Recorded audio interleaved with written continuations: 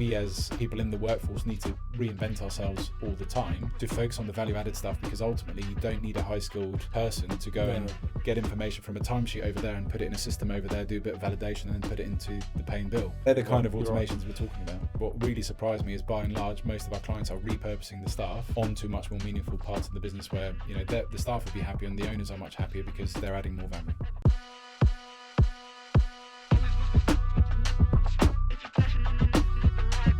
Welcome back to another episode of RecTalk. I'm your host, Nitin Sharma, founder and CEO and all that good shit of RecTools.io, which is the only whole-of-market directory of recruitment supply chain, and co-founder of RecCircle, which is the only way for recruiters to find a job whilst maintaining their anonymity and not suffering any bias, links to which will be in the descriptions. My guest today is Dries De Coster from Meet Dwight, which is a RecTalk exclusive, because at this point in time of filming, nobody knows that they are currently changing from what was chat automation to Meet Dwight. There's a very good reason for that. If you don't know Dries, this is Dries' second appearance on the show. If you don't know Dries, pause this episode here. The link for his first episode is in the bio. So go watch that, catch up, and then come back, because this is going to be straight to it. We're going to go right in. Okay. What is it? Why do I need it? And, you know, how do I get involved? So listen, throw the bat over to you. Tell us about Dwight. Okay, so yeah, we at the point of filming, we're rebranding tomorrow morning, so exclusive as we sat here today. Really pivoting into Meet Dwight, and Dwight is our persona really for our automation tool. So Dwight stands for Digital Worker Interface for generic human tasks. Now the why, before I go any more into that, is, you know, if you look at the staffing and recruiting market right now, I mentioned to you off camera, I was at the SIA Exec Forum a few weeks ago. One of the hot topics, yes, from a technology perspective, was around agentic AI, which we can cover in this if we have time, but actually is talking about a somewhat of a suppressed market that we currently operate in, and really looking at, okay, how can recruitment owners optimize their margins ultimately because of margin pressures in the UK, cost of NI is going up, and lots of other reasons, right? So lots of people looking at offshoring or outsourcing, and we have, funnily enough, we have a handful of clients that have chosen Dwight, our digital worker bot, over and above the option of offshoring or outsourcing, even though they already have established teams in the likes of India and South Africa. So what we're able to do with Dwight is, he works 24/7, doing automations in and out of different platforms at a fraction of an FTE cost.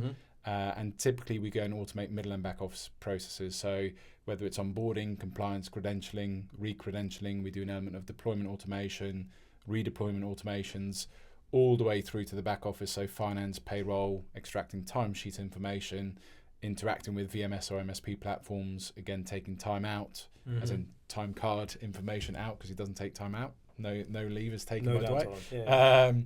But taking that timesheet information out, putting it into the various systems, yada, yada, yada. So it's the kind of processes that typically fall in between systems in the middle and back office, where by default you need people doing quite kind of mundane type work. And what we found is repetitive administrative tasks that really these guys, we all know there's people in our business that get lumped with these tasks that actually they're better at other things, and they should really be doing other things, but somebody's got to do it, right? And shit falls down. It's usually some unsuspected soul that kind of gets lumbered with it, and that's the one thing that they end up having to do. Well, and on that note, what's really interesting, which funnily enough I was just about to mention, just that is what we found is, yes, there's an element of hard cost saving. So typically what our clients have done is underperformers have been let go to fund this automation. But then equally, the go-forward team of conversations had with them where they're going, okay, Nitin, you know, your role's going to change. You don't need to do these parts of the job that, frankly, you don't enjoy doing so much. We need your brain power onto these tasks over here. And so teams are being repurposed onto more meaningful work, which I didn't foresee this, but inadvertently what that's led to is you've got more engaged staff, therefore higher net promoter score, because now they're doing more interesting work, therefore your retention rates go up, right? The thing that jumped out to me was the reduction in errors as well. Yeah. Because, look, I ran a recruitment agency for 7 years. We had an admin person who was an apprentice, started with us. She was fantastic, but she would make mistakes. Sure, we all do. And then our finance person would also make mistakes. Yeah. and things wouldn't get picked up because obviously, you know, they're the ones that are looking at it. We're so far removed from it, we didn't really look at it. And it wouldn't be until it was too late where people would be underpaid or overpaid, you know, or, you know, payments had gone to the wrong place and so on and so forth. And I think that scenario will resonate with almost every recruitment business out there because everybody's had that situation where it's a manual task that's gone wrong and it's somebody's cocked up somewhere. And that for me was the sales point. It was like okay, I see where this fits in now because that can't happen.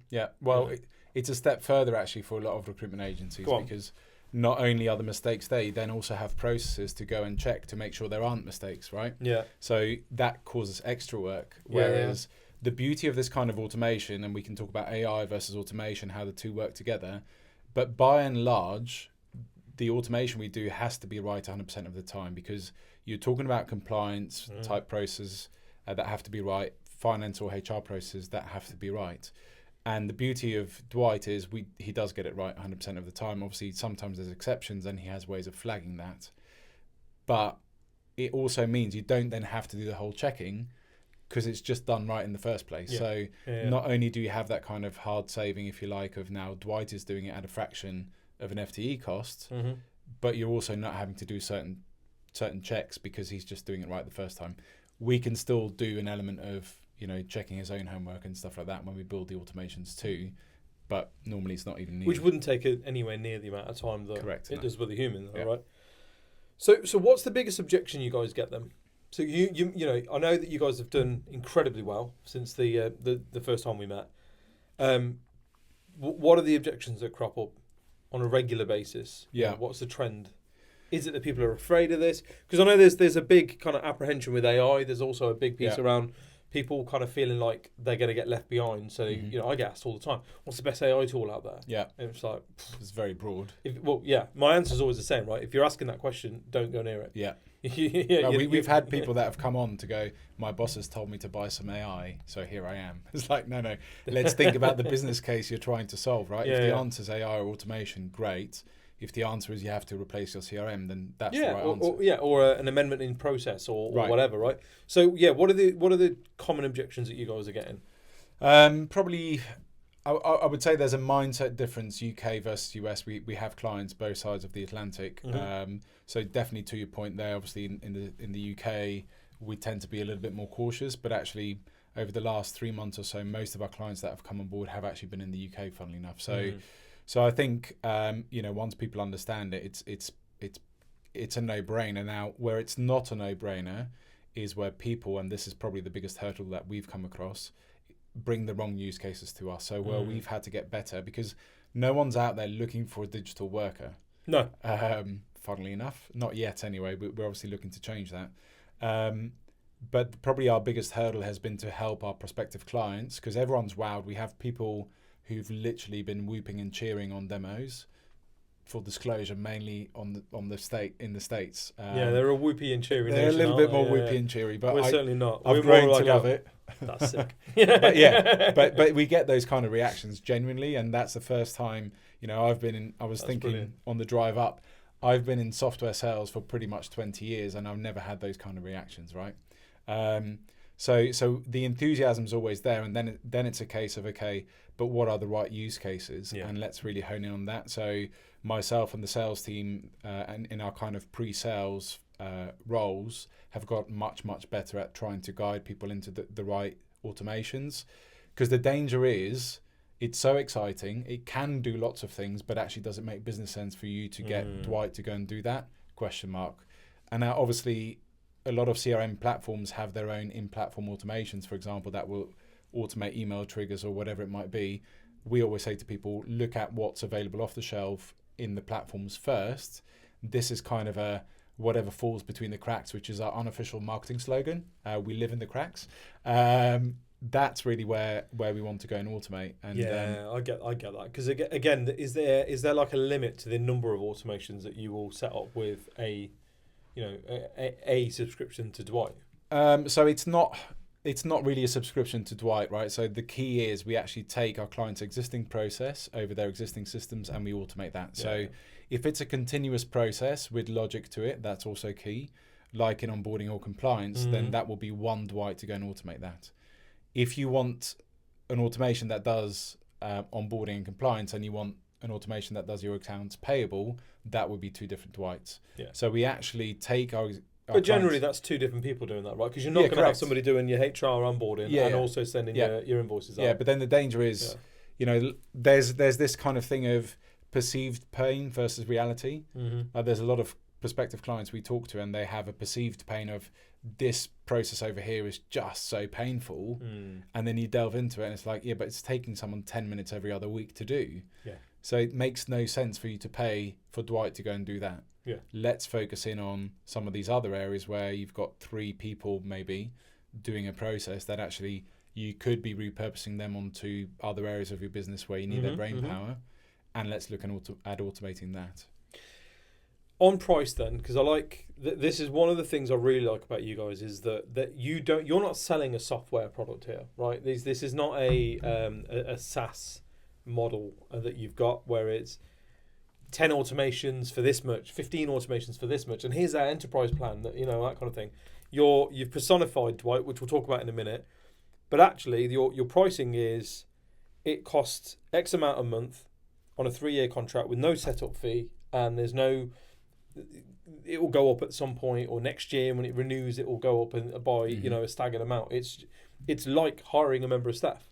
Yeah, so which is really key, particularly as we talk about the world of agentic AI. A lot of the AI is commercially, anyway, the model is to focus on transactions. So X number of transactions, it's this cost per transaction. So it's quite opaque because you don't necessarily know how many transactions you'll run.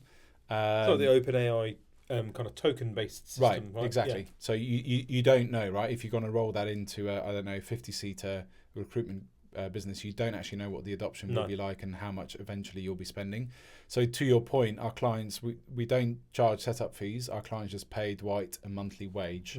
Obviously, it's not strictly speaking a wage. However, the thing I will disagree with you on is if you think about SaaS, this is actually the definition of SaaS, software as a service. That's what we're doing. We are using the software, in this case Dwight, to provide a service, and the service is this business problem you've got over here, Dwight is solving for you, right? So in its pure sense, that's, and I love this sort of stuff. To me, that's results as a service. Yeah, sure. SaaS is dead. I feel like SaaS is dead. It's fatigued, and a lot of respect for Alex Elliott and Donna Owens and all that sort of stuff. But these guys at the Expo selling courses on how to sell recruitment as SaaS is just, I completely disagree with it. You know what I mean?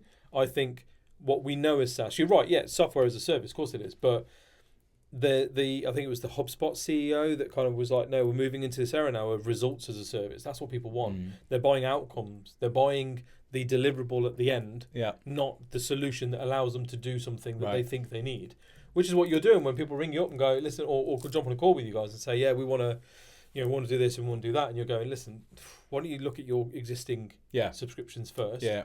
There's no point in us auto-triggering an email after an interview when your CRM can do that. Yeah. What we can do is this. And we have walked away from good opportunities that have come into our lap to kind of go, listen, here's a smarter way of doing it off the shelf, because what I don't want is for our clients to sign up with Dwight and then go, oh, we could have done it like this, and it's much more affordable and a better result. So we don't want when people cancel their subscription with Dwight, are you going to call them redundancies? No, the beauty of Dwight is he just kind of works in the background, so he just gets on. But you can't personify him on the one hand and then not refer to it as a redundancy. He'll be a long-term employee. Yeah, I know, but at some point, he's going to have to retire. He won't want to settle down. I did joke with someone actually last week who called me up and we were talking about contractual terms and stuff. I said, so you basically want the ability to be able to fire Dwight? And he went, yeah. I was like, okay.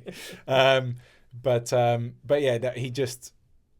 It's by the way, we're a HubSpot subscriber, and as much as the CEO is saying that, you still are paying for the software. Of course you are. Yeah, you're right. We look at what is it you're looking to go and do. That's what we will solve. We help steer our clients to make sure we find the right use case. And sometimes we've had it with people where we've quoted for something, we've actually gone very openly and said, hey, we just don't think this is going to be worth it.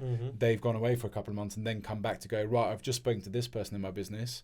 I think this could be a great use case, and we're like, yeah, that's the one. Yeah. But I don't want people to feel like their relationship with us or with Dwight is an onerous one. Yeah. So we'd always try and find the best solution for our clients, because actually our whole strategy is to land and expand. So get in there with one Dwight, then look at what else can we do. And so we want to delight our customers with the work he does, to then open the door to more and more automations. No, first.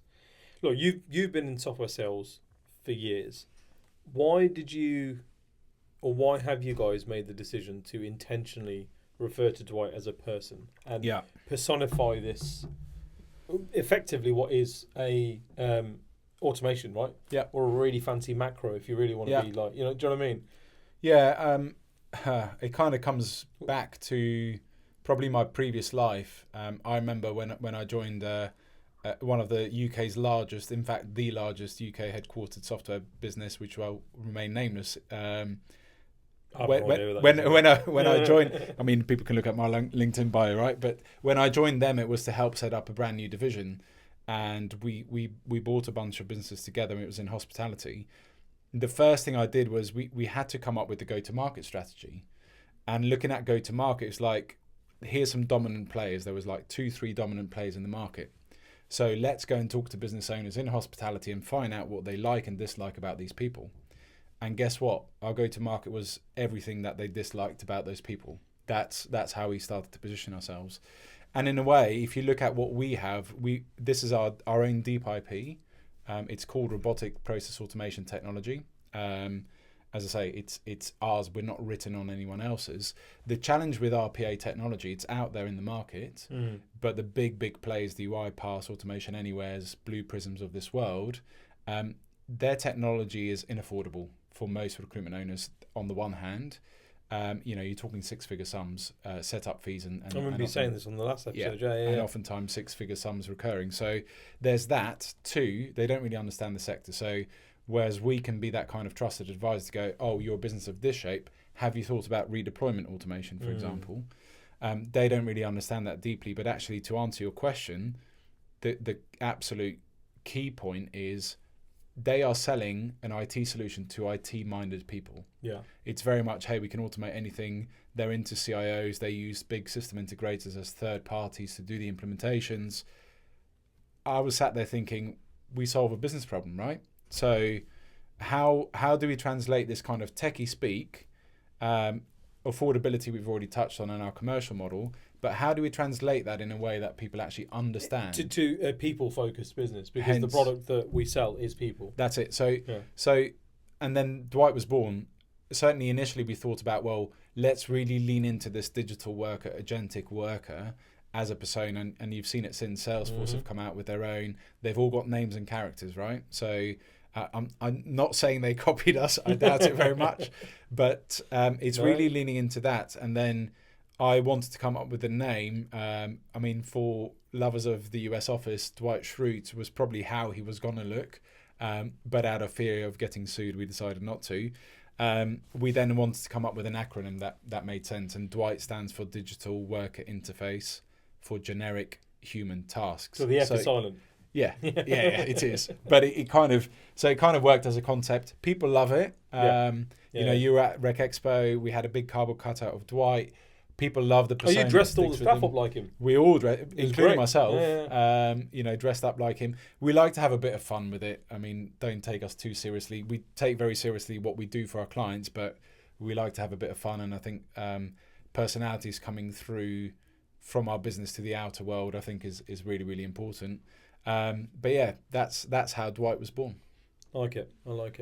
The thing is, I think timing is everything, right? And timing is so important with launch of tech. And you made a really good point in that no one's looking for Dwight or robotic process automation or how do I automate tasks in my recruitment business? That's just not being searched for.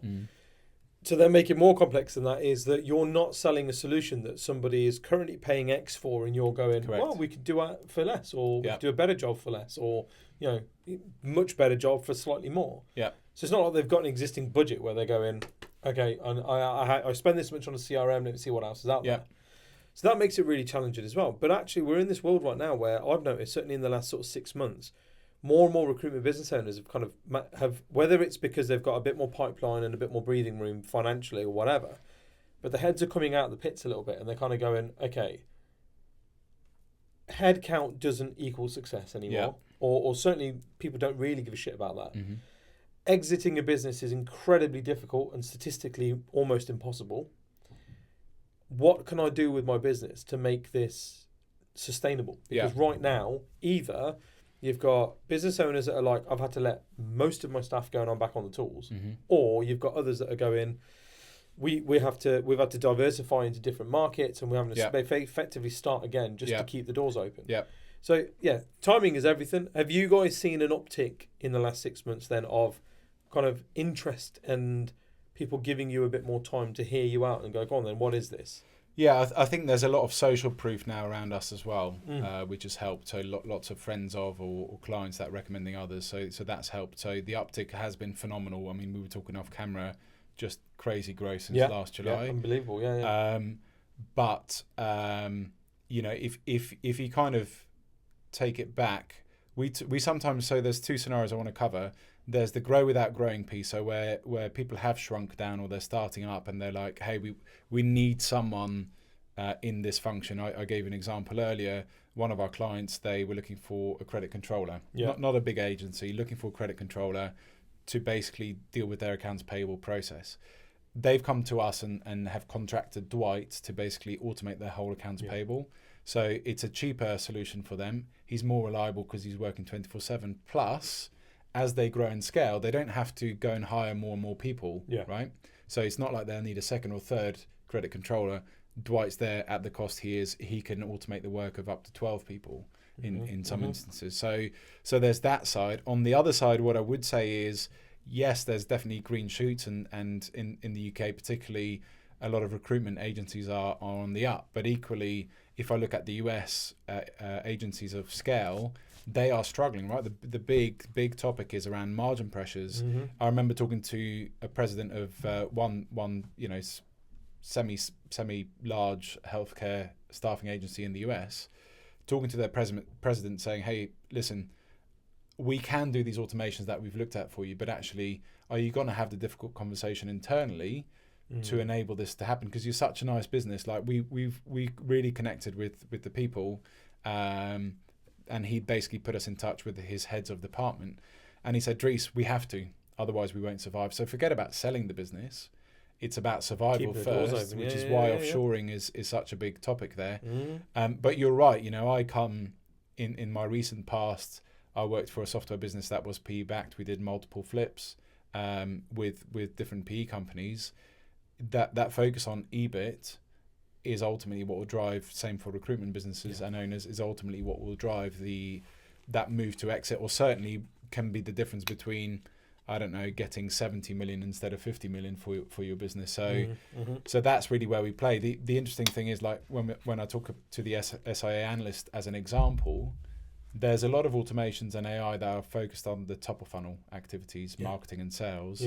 There's very little in the middle and back office. And I think I mentioned it last time. If you look at a piece of work done by the Institute for Public Policy Research, I think it is, they're predicting that admin tasks will be either augmented or fully replaced by AI and automation. So that's what we're saying to recruitment business owners is, hey, you need to look at this to stay ahead of the curve. Look at your middle and back office, and particularly where you're quite bloated. It's not good just to be like, what AI tools are out there? You know, I need to connect with more people on LinkedIn. I need to send more emails out. I need to... And there's a lot available off the shelf, some fantastic products. And some not so. There. Yeah. Whereas actually looking at your cost base properly. It's a tough one though, isn't it? Because I'm going to ask you the question that comes to mind, and ethically, you're putting people out of work though, aren't you? We are to a degree, I would say. So, but it's no different to any software or any other automation or any evolution of, right? So we are using existing technology, as I said, that's already been out there. Our version of it, I think, much better version and much more affordable to really penetrate the kind of mid-market space.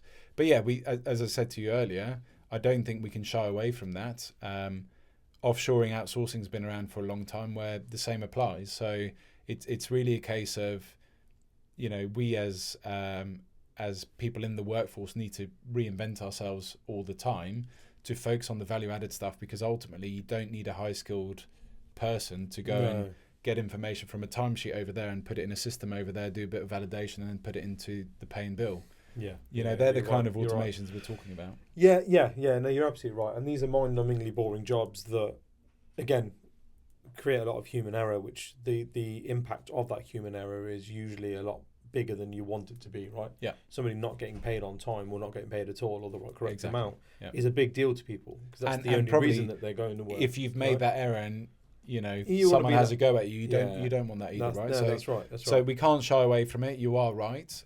You don't get a proper saving unless that is the case. But as I said, what really surprised me is, by and large, most of our clients are repurposing the staff, certainly the go forward team, onto much more meaningful parts of the business where the staff will be happy and the owners are much happier because they're adding more value. Yeah, absolutely. So yeah, I can see that. I can see how that would make sense, because again, you've got businesses right now, recruitment businesses especially, that are like, well, we need to take marketing a bit more seriously. We could really do with somebody that's content focused and marketing focused. Yeah. Well, actually, the person who sat doing your admin may be perfectly may have a talent for that. To be able to be moved into that environment with a bunch of other tech to support their sort of output. To take them out of the... Okay, yeah, fair. That's exciting stuff. How do people get in touch with you guys? How do they... what's the sales process here? Is it quite a big discovery that you've got to go through? No. Jump on... I know they can watch the live demo on the RecTalk channel that we did. On the RecTalk channel, yeah. How do we move forward if I'm like, right, I'm interested and intrigued, but... Yeah, so if you go to our website first and foremost, if you wanted to find out a bit more, it's www.meetdwight.com as of tomorrow, so nice and easy, meetdwight.com. And there's a video on there as well. The RecTalk is also linked on one of the tabs, as well as my own podcast and different things. You're able to basically book for a demo there. My own podcast, yeah, James Reed on. I mean, there was only one way to go, was up, and here you are, right? So yeah, you can inquire there. The process is essentially, we'll get on a call, try and understand where are the areas of your business that you think or hope we may be able to help. Mm-hmm.